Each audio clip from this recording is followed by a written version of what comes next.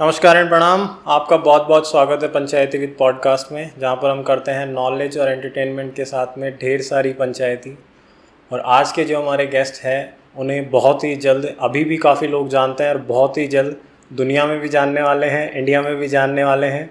क्यों? क्योंकि उन्होंने एक ऐसा स्टार्टअप स्टार्ट किया है जिसमें बहुत ही जल्द बिज़नेस में अपना नाम बनाया है। और बिज़नेस में नाम बनाने के साथ साथ में प्रकृति को कैसे संरक्षित रखा जाता है, जिस कचरे को हम फैलाते हैं उस कचरे का यूज़ कैसे किया जाता है, उस कचरे से कैसे नई डिज़ाइंस बनाई जा सकती है, उससे कैसे एक नया सृजन किया जा सकता है, ये कार्य उनकी कंपनी और वो करते हैं। और इसका सिर्फ देश में ही परचम नहीं ले रहा है, इसका देश विदेश में भी डंका बजा इस बात के लिए कि उन्होंने किस तरीके से नई नई डिज़ाइंस बनाई हैं कचरे को यूज़ करके। और इंडिया का इस तरीके से इन्होंने बाहर भी काफ़ी नाम रोशन किया है।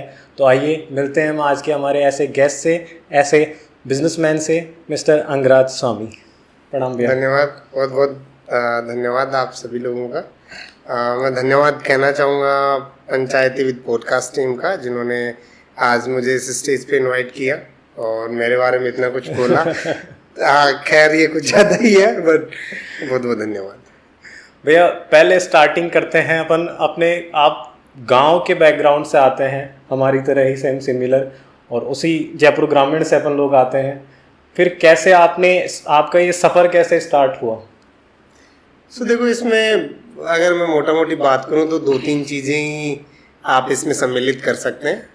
जैसा हम सबको पता है कि ग्रामीण परिवेश में जो सबसे ज़्यादा गंभीर समस्या मैं देखता हूँ वो है माँ बाप की महत्वाकांक्षा अपने बच्चों के ऊपर। वो बच्चों के जरिए सफलता पाना चाहते हैं। उनको लगता है कि अगर मेरा बच्चा फलां जॉब में या फलां जगह पे चला जाए तो कुछ बहुत बढ़िया हो जाएगा मेरे लिए।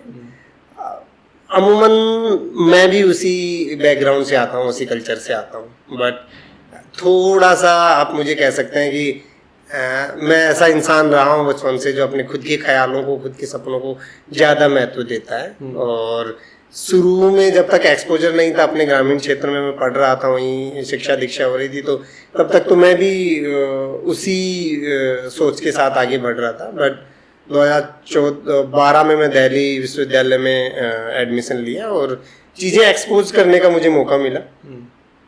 तो वहाँ पे गवर्नमेंट जॉब के साथ साथ और चीज़ें हैं वो एक्सप्लोर करने को मौका मिला। बड़े बड़े मूवी स्टार्स मेरे कॉलेज से पास आउट थे, बड़े बड़े पॉलिटिशियंस हैं वो मेरे कॉलेज से पास आउट थे। तो मुझे लगा कि कहीं ना कहीं ये क्षेत्र ऐसा है जिसको नौकरी से अलग भी एक्सप्लोर किया जा सकता है। उसी दौरान कुछ ये मेरी सोच के साथ साथ कुछ इंसिडेंट, घटनाएं ऐसी थी जो मुझे बिजनेस की ओर लेके जा रही थी।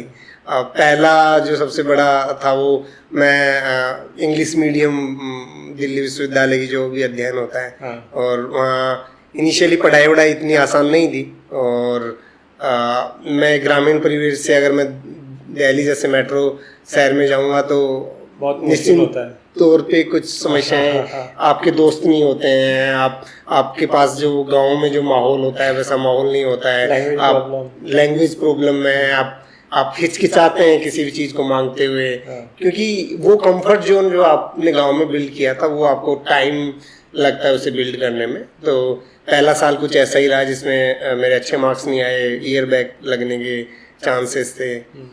सेकेंड ईयर में आते आते कुछ कॉन्फिडेंस गेन हुआ और स्टूडेंट पॉलिटिक्स में हम लोग एक्टिव हो गए। अच्छा। और इस दौरान आइडिया नहीं लगा कि पीछे घर वाले भी हैं जो कुछ सपना लेके बैठे हैं कि वो भी कुछ करके आएगा, या हम हमारे लिए कुछ हमारी कुछ अपेक्षाएं उससे जुड़ी हुई है।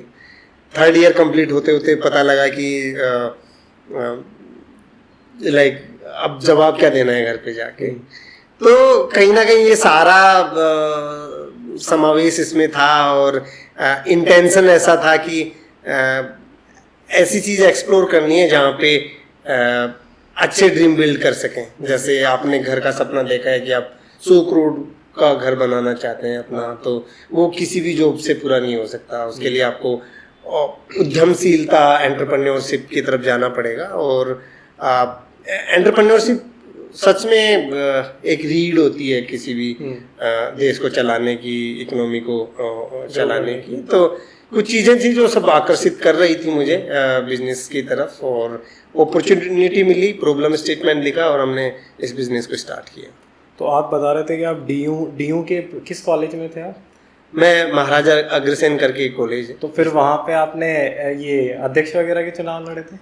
सो मेरे एक रिलेटिव हैं, क्लोज रिलेटिव हैं। अच्छा। तो वो रामजस कॉलेज में स्टूडेंट थे और वो कॉलेज प्रेसिडेंट भी रहे। हमने डूसू के लिए भी टिकट मांगा और हमारी काफ़ी अच्छी दावेदारी थी। कुछ इकोनॉमिकल फाइनेंशियल कंडीशन ऐसे नहीं थे कि हम लोग टिकट अफोर्ड कर पाते, अन्यथा हम काफ़ी मजबूत दावेदार थे। बट ये बहुत बड़ी बात होती है कि कोई लड़का रूरल एरिया से निकल के जा रहा है, हिंदी मीडियम से लैंग्वेज चेंज कर रहा है, इंग्लिश मीडियम में आ रहा है, और फिर देश की राजधानी के डीयू के कॉलेजेस जो बड़ा नाम होता है उनमें अपनी दावेदारी मजबूत कर रहा है, ये अपने आप में बहुत बड़ी बात होती है। तो डेफिनेटली वहाँ से विजन्स तो आने होते थे कि विजन्स तो बिजनेस के लिए, बाकी किसी भी फील्ड में जाते हैं उसके एक अच्छे विजन्स तो तय थे, इसका मतलब। तो भैया आप जैसे अभी मुझे बता रहे थे पहले कि आप जब वहाँ से सेकेंड ईयर फाइनल ईयर में जब आपको कोई ऑप्शन नहीं मिल रहा था, तो आपने उस टाइम पे कचरे को देख के उस चीज़ को एक कंपनी स्टार्ट करने का सोचा। तो वो कचरे का ऐसा क्या आइडिया है और उस कंपनी के थ्रू आप क्या काम करने लगे?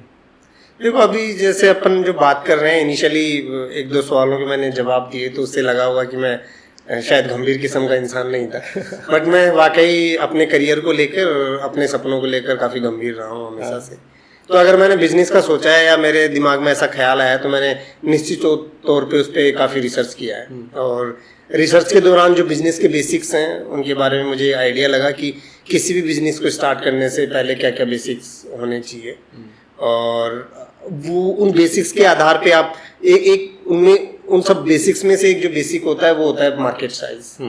सो कितना बड़ा मार्केट है, अगर आप देखो रोजमर्रा की जिंदगी चलाना चाहते हैं, अपना छोटा मोटा बिजनेस करना चाहते हैं, वो तो हर सेक्टर में, हर क्षेत्र में, हर मार्केट साइज में संभव है। हाँ। बट आप ड्रीम कर रहे हैं कि आप एक बहुत बड़ी कंपनी बिल्ड करें, कॉर्पोरेशन बिल्ड करें, तो आपको मार्केट साइज पे ध्यान देना होता है। और ये जो दौर था वो स्टार्टअप्स का दौर था। उस टाइम पे जो भी ऑनलाइन फूड डिलीवरी है, पेमेंट वाले हैं या ई कॉमर्स है, उस टाइम पे काफ़ी बूम थे, काफ़ी बज क्रिएट किया हुआ था इन लोगों ने। तो एक जो सेगमेंट में ऐसा चाह रहा था जिसमें डिस्ट्रप्शन नहीं हुआ, जैसे एडटेक सेक्टर में काफ़ी स्टार्टअप्स आ गए थे जिन्होंने पूरी इंडस्ट्री को डिस्टर्ब किया, ई कॉमर्स में, रिटेल में, सब जगह आ चुके थे। बट जो डेवलपमेंट सेक्टर है, और डेवलपमेंट सेक्टर में भी स्पेसिफिकली वेस्ट मैनेजमेंट, कचरा प्रबंधन, तो एक बड़ी गंभीर समस्या थी। ऐसा नहीं है कि सिर्फ इंडिया के लिए, आउट ऑफ इंडिया भी आप अगर अदर कंट्रीज को फिगर आउट करेंगे तो वहाँ पे भी गंभीर समस्या थी। तो मार्केट साइज को देखते हुए मुझे लगा कि वेस्ट मैनेजमेंट में कुछ किया जा सकता है। मैंने इनिशियली काफ़ी रिसर्च इस पे किया कि क्या हो सकता है, और ये जो जिज्ञासा थी वेस्ट मैनेजमेंट में काम करने की कि वो कहाँ से आई, उसका मतलब एक इनिशियल थॉट जो होता है वो अपने गांव से स्टार्ट होता है। क्योंकि जब मैं बचपन में था, अपने गांव में था, तो हर जगह कुएं होते थे जहाँ पे हम लोग नहाने जाते थे। बड़े बड़े तालाब, टंकियां घर वाले बनाते थे जिसमें हम तैर तैर के नहाते थे। बट 2000 बोलते हैं अपन, हाँ, हौद जिसको बोलते हैं। हाँ। अब बट लगभग 10 या 12 साल के अंतराल में सब खत्म हो गया। हाँ, तो कहीं ना कहीं एक आप अगर इसे महसूस करना चाहें, इस पे गंभीरता से विचार करना चाहें, तो आपको रियलाइज होगा कि आपने कहीं ना कहीं नेचुरल रिसोर्सेज का बड़ा बुरी तरीके से दोहन किया। हाँ। और जो रिसोर्स आपको प्रिजर्व करने चाहिए या कंजर्व करने चाहिए थे उनको आपने किया नहीं। कचरा क्या है? कचरा अमूमन हम जो भी नेचुरल रिसोर्स एक्सट्रैक्ट करते हैं उससे कंज्यूमेबल आइटम्स बनाते हैं, उनको कंज्यूम करने के बाद फेंक देते हैं। तो ये भी कहीं ना कहीं एक तरीके का दोहन है। तो एक ऐसा सिस्टम तो हमको बिल्ड करना पड़ेगा जहाँ पे हम नेचुरल रिसोर्स से कुछ एक्सट्रैक्ट कर रहे हैं और उससे कुछ कंज्यूमेबल प्रोडक्ट बना रहे हैं। बट जब वो कंज्यूम हो चुका है तो वापस उसको जो लाइफ साइकिल है, जो सोसाइटी में, उसको किसी भी फॉर्म में कन्वर्ट करके वापस सोसाइटी की यूज लाइक उसको बनाना पड़ेगा। तो ये कुछ इनिशियल थॉट्स थे जो वेस्ट मैनेजमेंट में मुझे मतलब इंस्पायर कर रहे थे स्टार्ट करने के लिए। तो इस तरीके से हमने वेस्ट में इसको स्टार्ट किया। भैया आपने पहले बता रहे थे कि आपकी उस टाइम पे जब आपने वेस्ट मैनेजमेंट से इंस्पायर होके, जब इन थॉट से इंस्पायर होके जब आपने ये सोचा कि इसमें ज़्यादा कंपटीशन भी नहीं है, डेवलपमेंट भी नहीं है, तो इसमें मुझे काम करना चाहिए इस फील्ड में। डेफिनेटली ये फील्ड अच्छा है, बट आप बता रहे थे कि पहले आपने स्टार्टअप किया इसी से रिलेटेड। अभी भी आपका स्टार्टअप जो अब तो काफ़ी बड़ा और काफ़ी स्टेबल हो चुका है, काफ़ी नाम है उसका, इससे पहले आपने इसी के आसपास ये वेस्ट मैनेजमेंट का स्टार्टअप किया। तो एक बिज़नेस के अगर पर्पज़ से देखें या कोई स्टार्टअप स्टार्ट करने के पर्पज़ से देखें, तो उसका फेल होने का या उसका मतलब उसको छोड़ने का या उसको स्टॉप करने का क्या रीज़न रहा? सो देखो, मैं इसको फेलियर तो नहीं बोलता हूँ, हाँ, क्योंकि ये इसी स्टार्टअप का पार्ट है जो अभी हम लोग कर रहे हैं। और क्योंकि मेरे हिसाब से स्टार्टअप्स हो या कोई भी बिजनेस हो, अगर आप में फ्लेक्सिबिलिटी है और आप उसको पिवट कर सकते हैं तो वो फेल नहीं होते हैं कभी भी।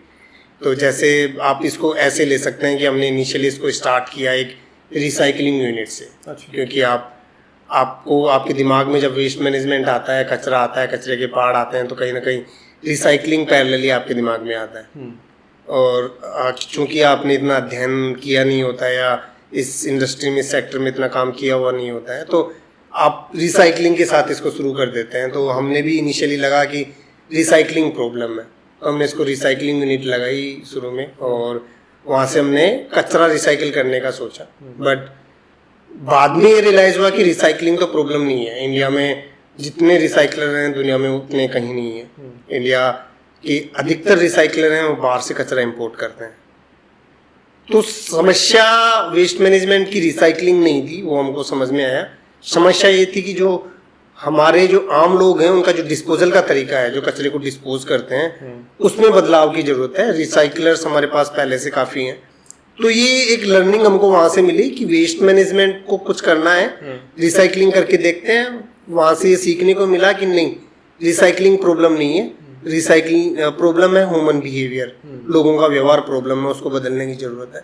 तो ये पहली जर्नी रिसाइकलिंग से स्टार्ट हुई। फिर उसके बाद हमने ह्यूमन बिहेवियर को कैसे चेंज कर सकते हैं, क्योंकि एक प्रॉब्लम स्टेटमेंट आपको मिल गया है कि वेस्ट मैनेजमेंट का जो सबसे बड़ा बोटलनेक है वो ह्यूमन बिहेवियर है। तो इसके इर्द गिर्द आप क्या मॉडल विकसित कर सकते हैं।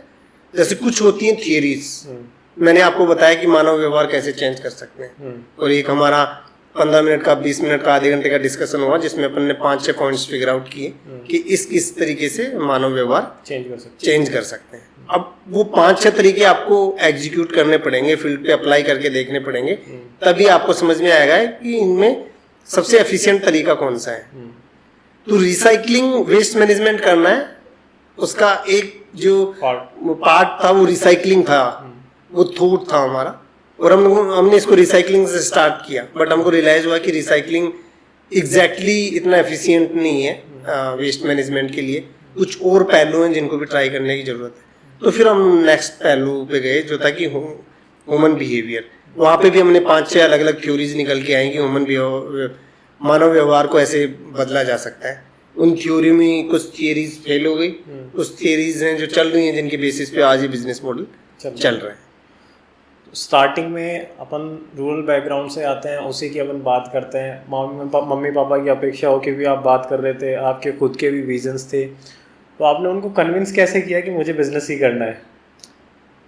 देखो, ये कुछ चीज़ें होती हैं जो मतलब मेरे हिसाब से थोड़ा सा मुश्किल है गांव में लोगों को कन्विंस करना किसी भी चीज़ के लिए, क्योंकि उनका प्रोस्पेक्टिव तो गवर्नमेंट एग्जाम की तरफ और सेक्टर की तरफ ज़्यादा होता है। आपकी फैमिली में भी ज़्यादातर गवर्नमेंट सर्वेंट्स हैं।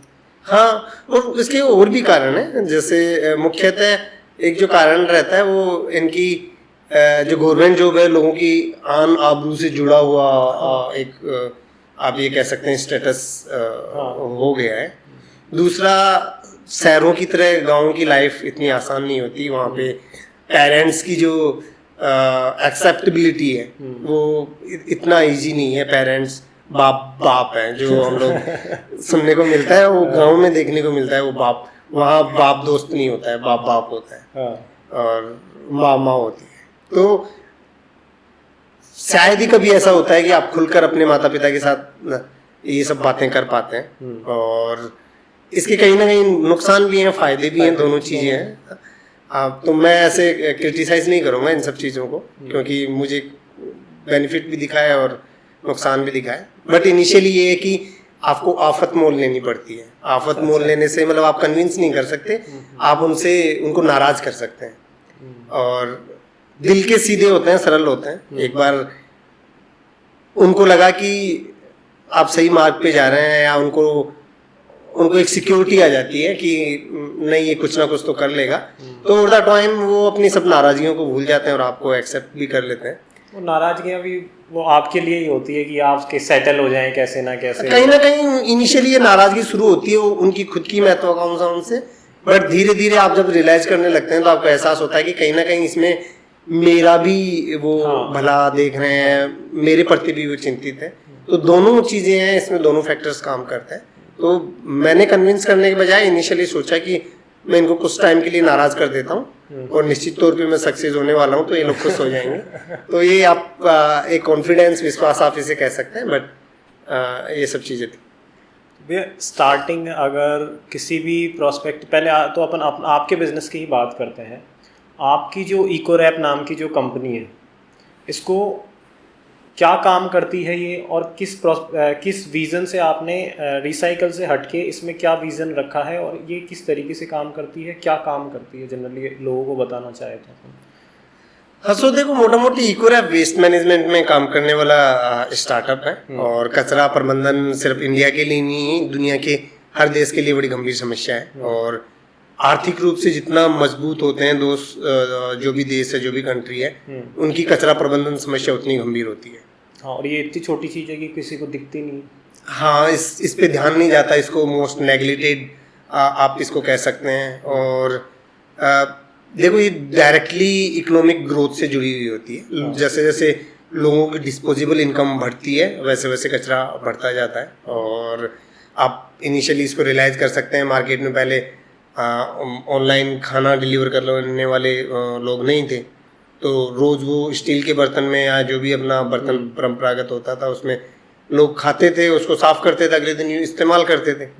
आज खाना बाहर से ऑर्डर होके आता है तो रोज़ 1 kg प्लास्टिक और 100 ग्राम 200 ग्राम पेपर अपने साथ लेके आता है। और लगभग हर घर की एक ऐसी कहानी है। तो कहीं ना कहीं लोगों की इनकम बढ़ा है, लोग उसको डिस्पोज कर रहे हैं इनकम को, तो इकोनॉमिकल ग्रोथ के साथ वेस्ट भी, कचरा भी बढ़ रहा है। अब इस कचरा की जो गंभीर मतलब सबसे बड़ी समस्या क्या आती है, क्योंकि हर चीज़ रिसाइकिल हो सकती है, तो इसको रिसाइकिल क्यों नहीं किया जा रहा है, और हर जगह कचरे के इतने पहाड़ क्यों लगे हुए। तो इसका जो, अगर आप इसको थोड़ा डीपली समझना चाहें, तो मैं प्लास्टिक को रिसाइकिल कर सकता हूँ सिर्फ अगर वो प्लास्टिक है। मैं अगर रिसाइकलर के पास जाता हूँ और उसको अगर मैं पानी की बोतल ले जाके देता हूँ, तो उसको रिसाइकिल करके वापस पानी की बोतल बना सकता है। बट अगर मैं उसी बोतल को पे मिट्टी लगा के अगर उसको दूंगा, तो उसके लिए वो चैलेंजिंग बन जाता है। अब हम लोग क्या करते हैं कि जो भी कचरा हम घर में जनरेट करते हैं, उन सब कचरे को एक डस्टबिन में डाल के मिक्स करके और म्यूनसिपैलिटी के ट्रक में डाल देते हैं, वहाँ से वो डंप साइट पे चला जाता है। अब डंप साइट पे कोई बंदा अगर काम कर रहा है और अगर वो बोतल बीन के ला रहा है, रिसाइकलर को ले जाके दे रहा है, तो रिसाइकलर का कंसर्न ये है कि इसमें कचरे का वजन ज़्यादा है कि मिट्टी का वजन ज़्यादा है। और वो कैसे भी करके अगर उसको ले लेता है, तो उसका कंसर्न अब ये है कि क्योंकि वो अगर मिट्टी के साथ उसको रिसाइकिल कर देगा तो आउटपुट मटेरियल लो क्वालिटी का आएगा, लो ग्रेड का आएगा, तो उसको वॉश करना पड़ेगा फिर। अब 1 बोतल 2 बोतल 5 बोतल की तो बात है नहीं, कम से कम वो दिन की 2 लाख 10 लाख बोतल्स रिसाइकिल करता है, तो हर बोतल वो क्लीन कर नहीं सकता। तो कचरा की जो सबसे बड़ी समस्या ये है कि वो जब मिक्स में हो जाता है, एक बार हमारे घर पे, हमारे जिसको हम सोर्स बोलते हैं, सोर्स पे अगर मिक्स हो गया तो इसका कुछ नहीं किया जा सकता। दुनिया में कोई भी टेक्नोलॉजी हो, कोई भी सिटी हो, कोई कुछ ना भी क्लेम कर रहा हो, बट आप ये कंफर्म है कि अगर कचरा मिक्स होके कहीं से आ रहा है तो इसका कुछ नहीं हो सकता। तो जहाँ पे मिक्स हो गया वहाँ कहानी खत्म हो जाती है। बट अगर लोग अलग अलग कर रहे हैं तो इस कचरे की कीमत सोने जितनी है। मतलब जितना आप इकोनॉमिकली आप देख लीजिए, सोशली आप देख लीजिए, ये लगभग बड़ा एक हब बन सकता है जहाँ पे लगभग 10 लाख लोगों के लिए नौकरियां क्रिएट की जा सकती हैं। और एक शहर अपने 75% जो रिक्वायरमेंट्स हैं, जो कंज्यूमेबल आइटम्स की रिक्वायरमेंट है, वो अपने कचरे को रिसाइकिल करके पूरी कर सकता है। अब इससे मतलब ये है कि जैसे जयपुर रोज का 100 किलो एल्यूमिनियम मंगाता है, जिससे वो अलग अलग चीजें बना रहा है, एल्यूमिनियम कैन बना रहा है या बर्तन बना रहा है, कुछ बना रहा है। अगर जयपुर अपने कचरे को रोज रिसाइकिल करे तो 100 किलो की जगह उसको सिर्फ 25 किलो ही मंगाना पड़ेगा अपना जो नया अगले दिन जो एल्यूमिनियम है। 75 किलो वो उसी में से इस्तेमाल कर सकता है अगर उसको अच्छे से इस्तेमाल करे। तो ये कुछ गंभीर समस्याएं हैं और ये इसके कुछ बेनिफिट्स हैं जो हम लोग ले सकते हैं सोर्स पे सेग्रीगेट करके।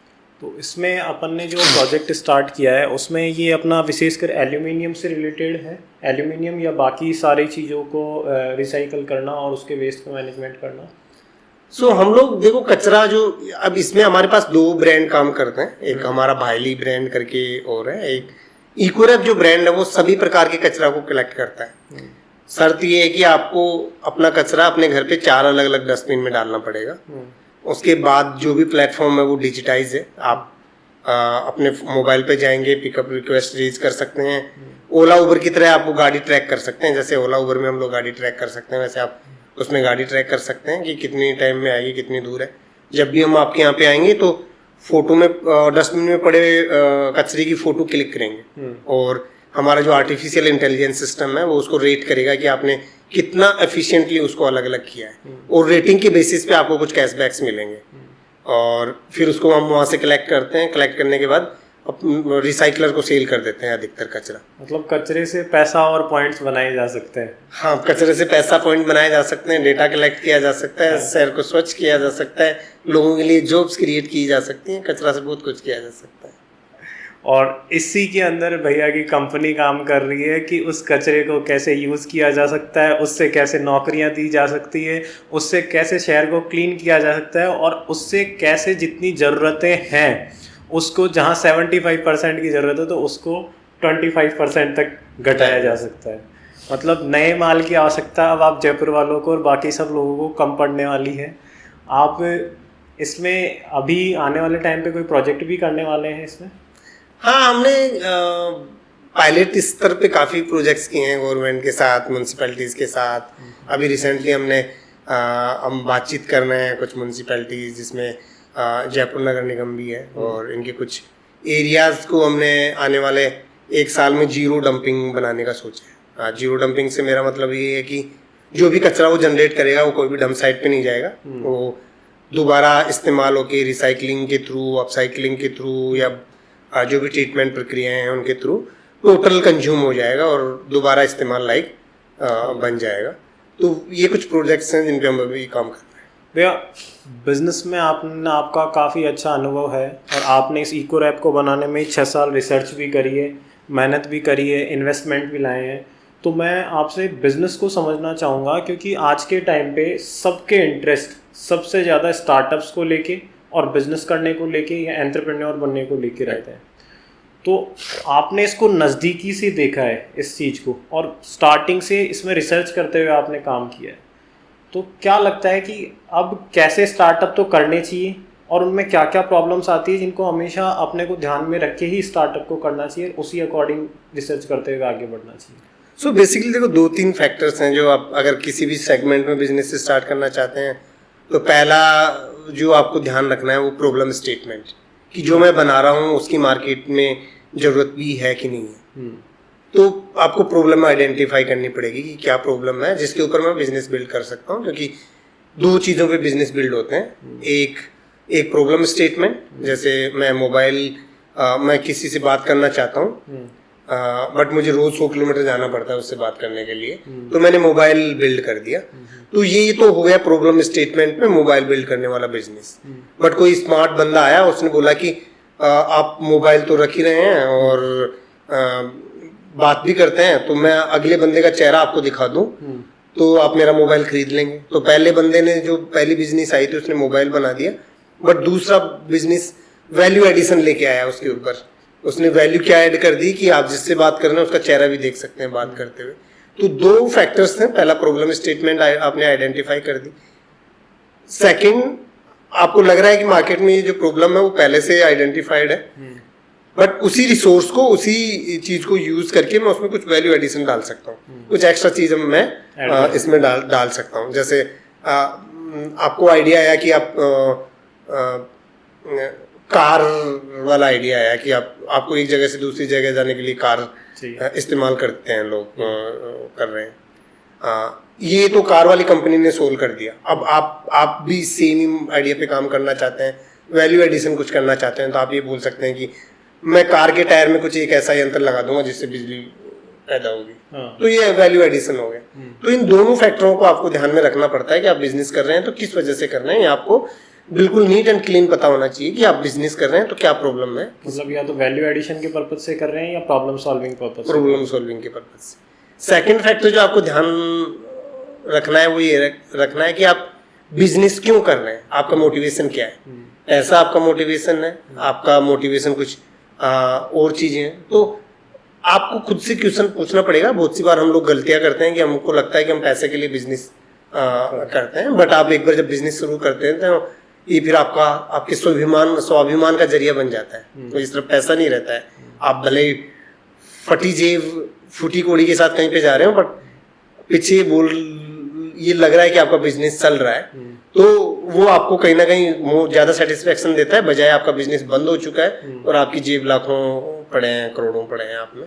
तो ये भी थोड़ा सा आपको देखना पड़ेगा कि सिर्फ पैसा एक मोटिवेशन नहीं है, उसके बाद क्योंकि बहुत सी चीजें और भी आपके साथ जुड़ जाती हैं, तो आप में जो परसिस्टेंस है, जो दृढ़ता है, वो बनी रहनी चाहिए बिजनेस के साथ साथ। बिजनेस एक बेटे को पालने जितना मुश्किल है। मतलब आप अपने बच्चे को पालते हैं तो क्या ख्याल रखते हैं आप, कुछ एक माँ बाप और एक बच्चे को के संबंध को आप के थ्रू इसको समझ सकते हैं। बच्चा बड़ा होता है तब तक माँ बाप ख्याल रखते हैं, बट एक टाइम ऐसा होता है कि बच्चा सक्षम हो जाता है तो माँ बाप का ख्याल रखता है। बिजनेस सर्टेन टाइम तक आपका खून पसीना मांगता है। अगर आप खून पसीना दे सकते हैं, कंफर्ट जोन को छोड़ सकते हैं, तो आपको इसमें करना चाहिए। हाँ, एक दिन ऐसा आएगा कि वो बिजनेस काफी स्टेबल हो जाएगा, तब आपकी वो सेवा कर पाएगा। तो ये फैक्टर है। मतलब एक आप आजकल स्टार्टअप इंडिया के थ्रू हैं या शार्क टैंक है या बहुत सी चीजें ऐसी हैं जो कंटेंट ऐसा है जो आपको इंस्पायर करता है कि आप भी कुछ कर लो, बट आप क्यों कर रहे हो ये आपको पता होना चाहिए, क्योंकि आगे चीजें हैं वो काफी मुश्किल होने वाली हैं। आप जैसा जितना आसान, क्योंकि इनिशियली जब मैंने शुरू किया था बिजनेस तो मुझे लगा था कि मेरे पास टाइम ही टाइम होगा, मैं दोस्तों से मिलता रहूंगा, घूमता रहूंगा, मुझे गाड़ियों का बहुत शौक है, तो ड्राइविंग लॉन्ग ड्राइव पे जाऊंगा, ये सब चीजें। हाँ, आज मैं लॉन्ग ड्राइव पे जाता हूँ, बट वो बिजनेस ट्रिप ही लॉन्ग ड्राइव होती है मेरी। और इसके अलावा जो सुकून वाली जो लॉन्ग ड्राइव्स होती हैं वो लॉन्ग ड्राइव संभव नहीं है। फिलहाल तो 3-4 साल के लिए संभव नहीं है, और फ्यूचर का मैं कुछ कह नहीं सकता। तो ये सब चीजें आपको सैक्रिफाइस, इन सब चीजों का ध्यान रखना है। बिजनेस के जो बेसिक्स हैं वो मैंने आपको बताए, प्रॉब्लम स्टेटमेंट, वैल्यू एडिशन और आपका परसिस्टेंस, ये सब चीजें मायने रखती हैं। आपको कंफर्ट जोन से बाहर आना पड़ेगा और मार्केट में आएंगे और तो आपको बहुत सी अपॉर्चुनिटियां दिखेंगी, यहाँ पे आपको लगेगा इसमें बहुत पैसा है, इसमें बहुत पैसा है। तो उन केसेस में ऐसा क्या मोटिवेशन है जो आपको आपके बिजनेस के साथ चिपकाए रखेगा या होल्ड करके रखेगा, क्योंकि मार्केट को जब आप एक्सप्लोर करने जाते हैं तो आपको और बिजनेस आसान लगने लगते हैं जिनमें ज्यादा पैसा दिखने लगता है। तो उस केस को भी आपको थोड़ा सा समझना पड़ेगा। मतलब स्टार्टअप करते वक्त तो ऐसा लगता है कि हाँ मैं सब कर लूँगा, इससे पैसा आएगा, लॉन्ग ड्राइव करूँगा, दोस्तों से मिलूँगा, बट जैसे ही आप उसमें फील्ड में घुसते हैं तो वो तब उसकी मेहनत का पता लगता है, तब यूँ पता लगता है कि ये जितना आसान था ये सफ़र उतना आसान होगा नहीं। हाँ, इसमें आप मोटा मोटी रेस्पॉन्सिबिलिटीज के साथ समझ सकते हैं। जैसे जैसे आप बिजनेस में घुसते जाएंगे रेस्पॉन्सिबिलिटीज बढ़ती जाएंगी। अगर आप एक सिंसियर और एंटरप्रेन्योर हैं, बिजनेसमैन हैं, तो वैसे तो देखो रोज हजारों एंटरप्रेन्योर आते हैं, हजारों जाते हैं, कोई फर्क नहीं पड़ता। बट आप सिंसियर और सीरियस एंटरप्रेन्योर हैं और समझते हैं तो मतलब तगड़ी मेहनत करनी पड़ती है। मैं तो ये कहूँगा कि आप दुनिया का कोई और मुश्किल गवर्नमेंट एग्जाम पास करके गवर्नमेंट जॉब कर लीजिएगा। ये फील्ड थोड़ा सा हार्ड है, जहाँ पे आपको सुबह उठते स्ट्रेस शुरू हो जाता है कि हजारों काम आपको दिखने लगते हैं, तो है थोड़ा मुश्किल है। भैया बिजनेस और स्टार्टअप की अपन बात ही कर रहे हैं, इसमें एक सबसे बड़ी प्रॉब्लम होती है बूटस्ट्रैप या फंडिंग और इन्वेस्टमेंट से रिलेटेड, क्योंकि नए जब बिज़नेस स्टार्ट करते हैं या रूरल बैकग्राउंड से आके या अपने जैसे कोई भी सिंगल आदमी बिज़नेस को स्टार्ट करते हैं स्टार्टिंग में, तो किसी के पास इतना पैसा नहीं है कि वो बिज़नेस कर सके। तो उसको कैसे इन्वेस्टमेंट को कब लिया जाता है, कैसे लेते हैं, और बूटस्ट्रैप क्या होता है, किस तरीके से ये बिज़नेस स्टार्ट कर सकते हैं अपन?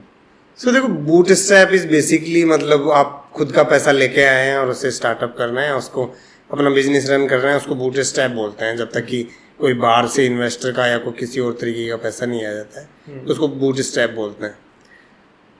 इन्वेस्टमेंट कब लेना चाहिए और कैसे मिलता है, इसका सवाल थोड़ा सा जटिल है। मतलब सवाल जटिल है तो जवाब इसका कुछ ऐसे है, मतलब बड़ा मुश्किल है इन्वेस्टमेंट। जब 2014, 15, 16 का दौर होता था तो उस केस में थोड़ा सा अर्ली फंडिंग हो जाती थी स्टार्टअप्स को, बट करंट सिचुएशन में मैं देखूं तो अराउंड आपके पास एक अच्छा ट्रैक्शन होना चाहिए, एक अच्छी टीम होनी चाहिए और एक अच्छी टेक्नोलॉजी होनी चाहिए। अब टेक्नोलॉजी से मेरा मतलब ये नहीं है कि आप कुछ हाई फाई टेक्नोलॉजी कुछ ऐसा बना दो, बट टेक्नोलॉजी का मतलब एक बिजनेस का जो ऑटोमेशन होता है वो उसमें इन्वॉल्व होना चाहिए। ये पूरा जो ट्रेडिशनल बिजनेस है, मारवाड़ी टाइप बिजनेस है, वैसा नहीं दिखना चाहिए। ये कुछ 3 फैक्टर्स हैं जिनको इन्वेस्टर देखता है। और आप जब बिजनेस आइडिया लेके आए तो शुरू के ट्रैक्शन का पैसा, अब मैंने बोला कि मैं ऐसी दवाई बना रहा हूँ जो आदमी को 10 फीट लंबा कर देगी। सो ये आइडिया है, एक फैसिनेटिंग आइडिया है। और आप अगर उस आइडिया के साथ मेरे पास पैसा लेने आएंगे तो मैं जाहिर सी बात है मैं आपको बोलूँगा कि ला मेरे को खिला, अगर मैं 10 फीट का हो जाता हूँ तो मैं पैसा देता हूँ। सो सेम बात इन्वेस्टर के साथ होती है। आपका आइडिया अच्छा हो सकता है, आपका प्रॉब्लम स्टेटमेंट जेन्युइन हो सकता है, बट आपकी जो एजुकेशन वाली जो कैपेबिलिटीज है वो भी उसको चेक करनी है कि आप जो सोच रहे हैं उसको एग्जीक्यूट कर सकते हैं कि नहीं कर सकते हैं। साथ में आप अगर इंडियन सोसाइटी में आए तो आपको 2-4 फैक्टर्स को ट्राई करना पड़ता है। पहला, ये यूनिवर्सल फैक्टर्स हैं जिनको हर कोई देखना चाहता है, हर इन्वेस्टर देखना चाहता है। पहला, टेक्निकल फिजिबिलिटी, कि आप जो बोल रहे हैं वो फिजिबल है, वो हो सकता है, वो किया जा सकता है। फाइनेंशियल वाइबिलिटी, कि आप ये कर तो सकते हैं बट ये करने के साथ साथ इसमें नुकसान नहीं है, इसमें कुछ पैसा भी कमाया जा सकता है। थर्ड, सोशल एक्सेप्टेबिलिटी, कि हाँ आप ये सब कर तो रहे हैं बट सोसाइटी इसको एक्सेप्ट कर रही है कि नहीं कर रही। भाई कुछ आपने कुछ ऐसा डाल दिया जो सोसाइटी के सेंटिमेंट्स को हर्ट कर रहा है, तो सोशल एक्सेप्टेबिलिटी नहीं है। आपने 2 चीजें तो पकड़ ली बट सोशल एक्सेप्टेबिलिटी छोड़ दिया आपने, तो वो नहीं है। तो ये फैक्टर भी जरूरी है।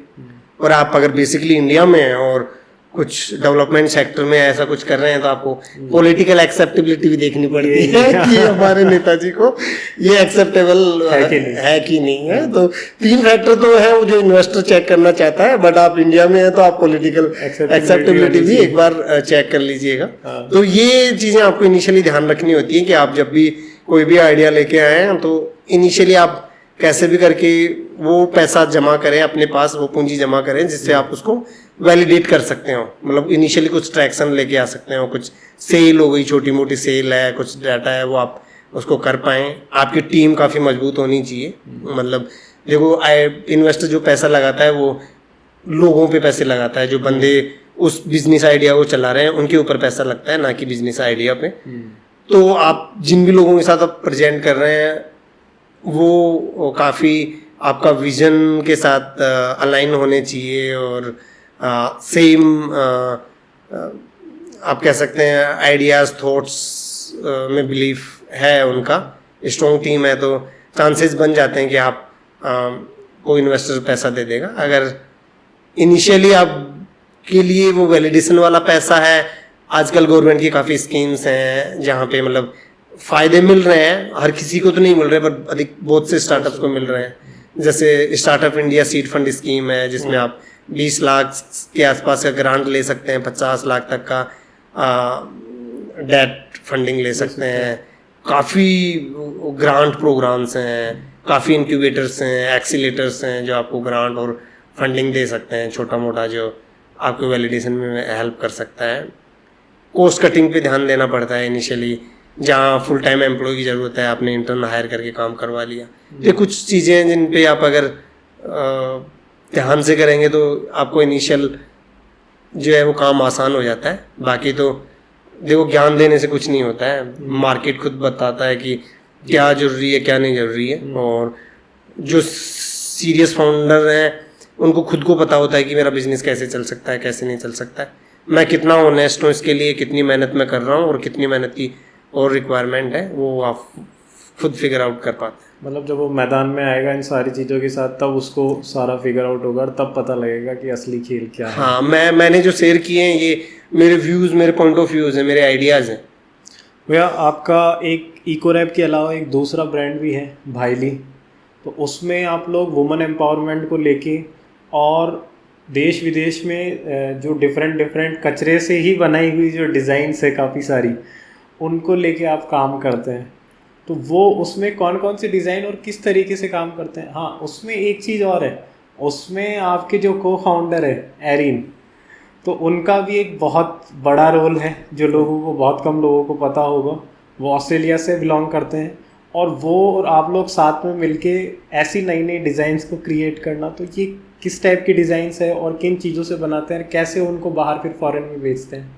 हाँ हाँ, दरअसल भाईली हमारा एक वीमेन लाइवलीहुड प्रोजेक्ट है और इस प्रोजेक्ट की जो लीड है वो डायरेक्टर हैं वो एरिन है। एरिन बेसिकली अमेरिका शिकागो से हैं और उसमें दरअसल हम लोग जो भी हमारे पास वेस्ट कलेक्ट होता है तो हमारे दिमाग में कहीं ना कहीं ये आइडिया था कि मैं ग्रामीण क्षेत्र से आता हूँ और चूँकि राजस्थान एक ऐसा एरिया है जहाँ पे एग्रीकल्चर आप ये नहीं कह सकते कोई प्राइमरी ऑक्यूपेशन है। तो महिलाएं 10-11 बजे के बाद जो भी अपना घर का काम होता है उसके बाद वो अमूमन फ्री होती हैं और कुछ लाइवलीहुड अपॉर्चुनिटीज़ उनके पास होती नहीं है। तो कोविड टाइम में या फिर हमने बचपन में देखा होगा कि हमारी दादी मम्मी जो भी है वो जो पुराने पेपर का इस्तेमाल करके वो ढूमला उमला और ये सब जो बनाती थी। तो कहीं ना कहीं जो अपसाइक्लिंग वाला पार्ट है, कचरे को दोबारा इस्तेमाल करना, वो अपने बचपन से ही देखा है, उसको हमने रिकॉग्नाइज नहीं किया या उस चीज़ों को भूल गए। तो दिमाग में मेरे था और कोविड टाइम में फ्री टाइम में मैंने काफ़ी कुछ काम किया आर्ट एंड क्राफ्ट पे, जो भी कचरा आता था उस पर कुछ पेंट कर दिया या कुछ डिज़ाइन दे दी। तो ये सब एज ए शौक के तौर पे अब हॉबी एज ए हॉबी करता रहा मैं काफ़ी टाइम से। और 2021 या 22 में मैं एरिन से मिला और ये आइडिया उनको पिच किया कि ऐसे कुछ बनाया जा सकता है। तो एरिन ने कुछ विशेष वेस्ट मटेरियल को सिलेक्ट किया कि किन किन चीज़ों पे एक अच्छे एस्थेटिक आइटम्स बनाए जा सकते हैं जिसको कमर्शियलाइज किया जा सके। अभी तक ये सिर्फ मेरे लिए हॉबी था। मैंने सोचा कि क्या एक बिजनेस मॉडल विकसित किया जा सकता है ताकि जो गांव में महिलाएं जो ये काम करती हैं, जो घर बहुत सी बार देखा होगा हमने, इवन अखबार में डिजाइन बना के लोग अपने वो वार्डरूम में जता देते हैं। तो मतलब वो है, उनमें क्रिएटिविटी है, तो क्या उस क्रिएटिविटी का कोई कमर्शियल बेनिफिट मिल सकता है? तो वो आइडिया मैंने एरिन के साथ शेयर किया। उन्होंने कुछ प्रोडक्ट्स पिक किए और एक पानी की बोतल का इस्तेमाल करके एक ये जो एल्यूमिनियम की कैन होती है, कोक की कैन और कुछ ये जो बीवरेज होती हैं, इनको इस्तेमाल करके कुछ आर्ट फॉर्म डेवलप करी और उन आर्ट फॉर्म पे उन्होंने लगभग 24 के आसपास प्रोडक्ट बनाए। तो जैसे ट्रे वो बनाती हैं, बैंगल बॉक्स वो बनाती हैं, जो फ्रूट बॉक्स है, मिरर फ्रेम है, पिक्चर फ्रेम है, साइड टेबल है। तो बहुत से प्रोडक्ट आप वेबसाइट पे जाके चेक कर सकते हैं कि उन्होंने क्या क्या प्रोडक्ट बना रखे हैं। और मोस्टली इंडिया में थोड़ा सा मार्केट मुश्किल था, तो हमने इसको बाहर का मार्केट ही एक्सप्लोर करके स्टार्ट किया।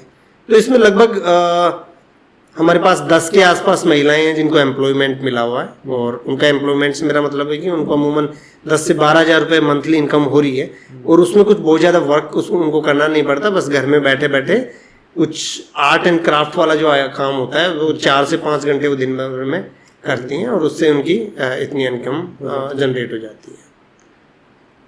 आपने एक प्रोजेक्ट किया था SMS और जयपुर लिटरेचर फेस्टिवल में भी किया था, तो वहाँ पे ये देखने को मिला था कि आप खुद गए थे कचरा वगैरह पिक करने, तो वो क्या था वहाँ पे, क्या प्रोजेक्ट था वो? सो बेसिकली हम लोग देखो जीरो डंपिंग कॉन्सेप्ट पे काम करते हैं। मतलब जो भी आप काम कर रहे हैं उसमें डंपिंग जीरो होनी चाहिए। मतलब जो भी कचरा आप पैदा कर रहे हैं अपनी एक्टिविटीज़ से, अपने जो भी दिन भर के क्रियाकलाप हैं उनके थ्रू, वो फेंका नहीं जाना चाहिए, वो दोबारा इस्तेमाल होना चाहिए। हम वो कॉन्सेप्ट है। और हम ये किसी घर के लिए भी कर सकते हैं, किसी होटल के लिए भी कर सकते हैं, या किसी के घर में कोई शादी समारोह है उसके लिए भी कर सकते हैं, या कहीं पे बहुत बड़ी रैली है, पॉलिटिकल रैली है, उसके लिए भी कर सकते हैं। तो हमने सेम जयपुर लिटरेचर फेस्टिवल के लिए किया था। वहाँ 3 से 4 दिन का एक फंक्शन था जिसमें देश विदेश से सभी लोग आते हैं, और बहुत पानी की बोतल इस्तेमाल होती हैं, खाने के स्टॉल्स होते हैं। तो इन सब चीज़ों के लिए हमने वो बनाया जिसमें लोगों को गाइड करते थे अलग अलग कचरा डालने के लिए, और फिर जो भी कचरा आता था उसको कलेक्ट करके और रिसाइकलर को बेचते थे। हमने आईपीएल मैचेस में भी ऐसा किया है। जो इस बार के आईपीएल मैचेस थे, हमने वेस्ट मैनेजमेंट उनका संभाला है। इसके अलावा बहुत से मूवी शूट्स हमने करवाए हैं। कुछ फॉरेनर कपल्स थे जिनकी जीरो वेस्ट वेडिंग भी हमने करवाई है, जहाँ पे कोई डंप नहीं होता है। तो ऐसे काफ़ी प्रोजेक्ट्स हम लोगों ने किए।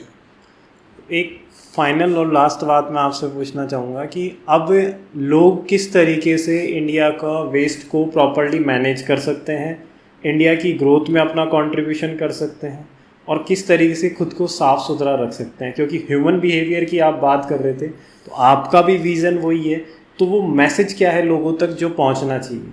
सो बेसिकली देखो, कचरा आपको हमें कचरे के प्रति अपने सेंस रवैया बदलने की ज़रूरत है, और कचरे को कम से कम 2 न्यूनतम 3 अलग अलग डस्टबिन में हमको डालना चाहिए, जिसमें गीला हो गया जो भी अपना खाने वाला से रिलेटेड कचरा है, दूसरा हमारा जो भी रिसाइकलेबल मटेरियल होता है, तीसरा आजकल जो नैपकिन्स हैं, डाइपर्स हम लोग इस्तेमाल करते हैं, उन सब चीज़ों के लिए, कुछ मेडिकल से रिलेटेड है वो, उसके लिए अगर हम कचरे को अलग अलग कर पाए तो इसके लिए ना ही तो हमें कोई डंपिंग साइट की ज़रूरत है, ना ही पेड़ काटने की ज़रूरत है दोबारा पेपर बनाने के लिए, ना ही धरती से हमें प्लास्टिक निकालने की ज़रूरत पड़ेगी, एल्यूमिनियम निकालने की ज़रूरत पड़ेगी। हम उसको पुनः इस्तेमाल कर सकते हैं, अपने देश के लिए इकोनॉमिक वैल्यूज़ भी सेव कर सकते हैं, लोगों के लिए एम्प्लॉयमेंट जनरेट कर सकते हैं, साथ में अपने आसपास के एरिया को साफ़ सुथरा और स्वच्छ रख सकते हैं। अपने वाटर पोल्यूशन से रिलेटेड, एयर पोल्यूशन से जो भी रिलेटेड प्रॉब्लम्स हैं, उन पे काफ़ी हद तक काबू पाया जा सकता है। तो आज का ये वाला पॉडकास्ट यहीं तक रहेगा, और नेक्स्ट टाइम जल्द ही मिलेंगे। उसके लिए लाइक एंड सब्सक्राइब कर दीजिए, और कचरे का और वेस्ट मैनेजमेंट का ज़रूर ध्यान रखिए। वेस्ट के कम से कम 2 से 3 अलग अलग उनके पात्र बनाइए, उनमें सूखा, गीला और रिसाइकल कचरे का विशेष ध्यान रखिए। धन्यवाद।